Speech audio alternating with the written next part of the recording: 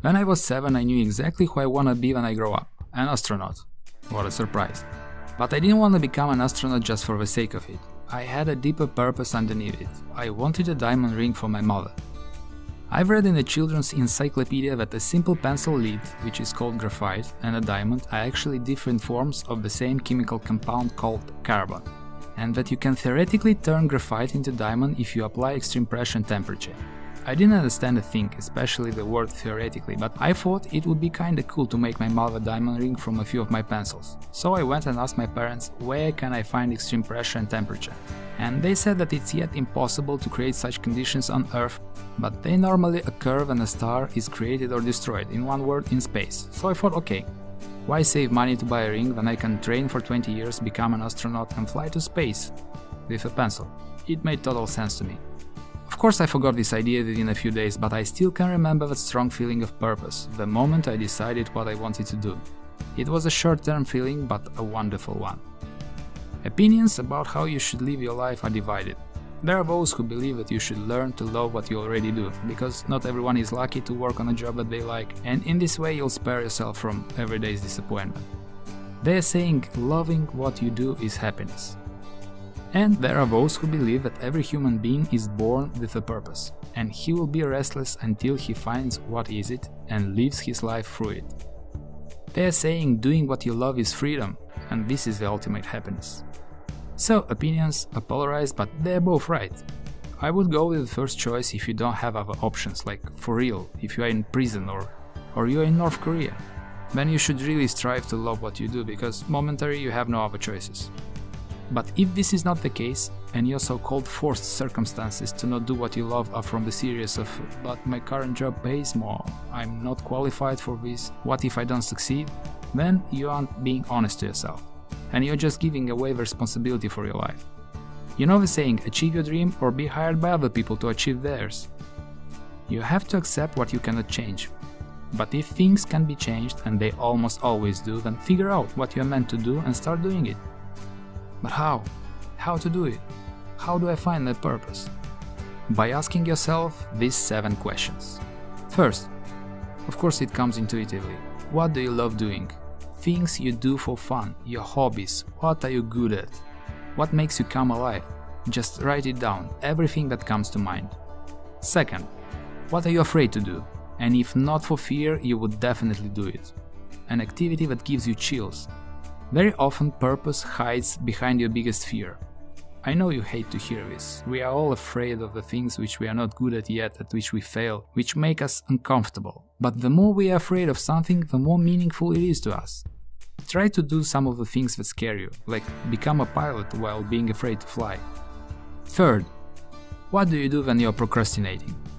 Except eating muffins and watching Netflix, what else do you use as an avoidance system?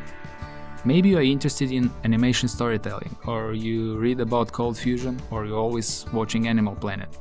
Ask yourself, how can I make this for a living? What should I do to turn this into a job? Fourth, things you enjoyed doing as a kid. Try to remember what was your thing when you were a little boy or girl, and think what impact those long-forgotten hobbies might have on your today's life if you'd revive them. Fifth, if you would die 1 year from now in exactly 12 months, how would you spend this year? Doing what? This one really puts it into perspective. If not for death, we would have never done anything creative, ever. So befriend the idea that you might die any moment and think how you would like to spend the time that you have. 6. Ask yourself what job you hate the most. Figure this out and then actually take such a job for a few months. But choose something that you really hate, like janitor or wash dishes or be a customer service specialist. This one is extremely effective, as you will be spending every available moment thinking about what you want to do instead of this awful job. Great motivation. 7th, what things I would like to do, but I never previously did. Always try new things. Julio Iglesias was a professional football player before he became one of the best-selling artists of all times. Steve Jobs was seriously thinking about becoming a Buddhist monk, and Isaac Newton was initially a farmer. You never know what you want to do until you do it. So these are the magnificent 7 questions. Use them, but be aware of a few things. A.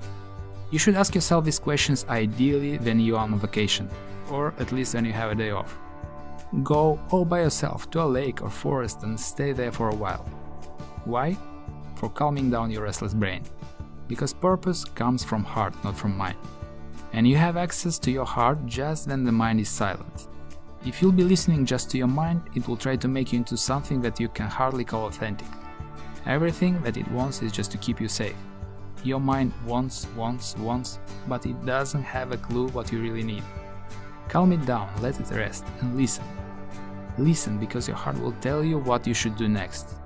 But be aware that the moment you will hear the gentle whisper of your heart, your mind will immediately kick in. What? Are you crazy? This is insane. You will never be able to survive doing that. Survive? Really? In the 21st century? Like what, I'll starve to death or be eaten by a wolf?